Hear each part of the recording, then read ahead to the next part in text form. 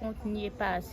Ça trace effectivement les objectifs du Conseil départemental jusqu'à 2028. Si l'année dernière, on était dans une phase d'observation, cette année, nous nous sommes rendus compte qu'à travers les mesures prises par le département par rapport aux ambitions fixées dans le plan de mandature, effectivement, le compte n'y était pas parce qu'on estime qu'il n'y avait pas vraiment d'ambition pour régler les problèmes d'urgence sociale sur nos différents territoires.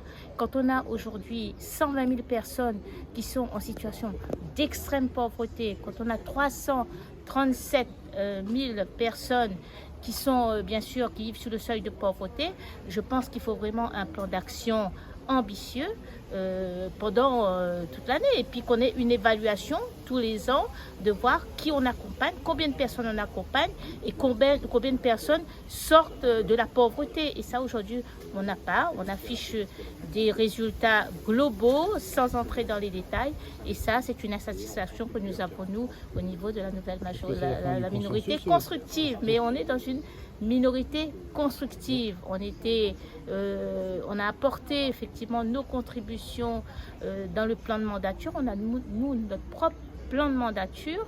On est dans un échange gagnant-gagnant, mais force est de constater que pendant un an, notre territoire ne gagne pas grand-chose. Écoutez, quand je parle de la santé mentale, c'est de la prévention des personnes qui vivent dans la rue, des personnes qui sont victimes de violences, les auteurs de violences.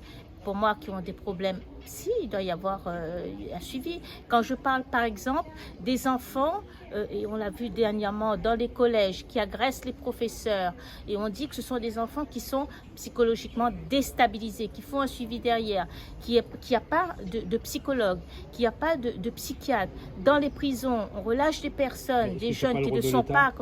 C'est le rôle de l'État, mais nous siégeons à l'ARS. C'est l'ARS qui est le bras armé de l'État. Moi, j'ai participé à la stratégie nationale de santé. Aujourd'hui, on fait effectivement de belles réunions, mais concrètement sur le terrain, force est de constater qu'on n'a pas les moyens de suivre toutes ces personnes qui ont des problèmes psy.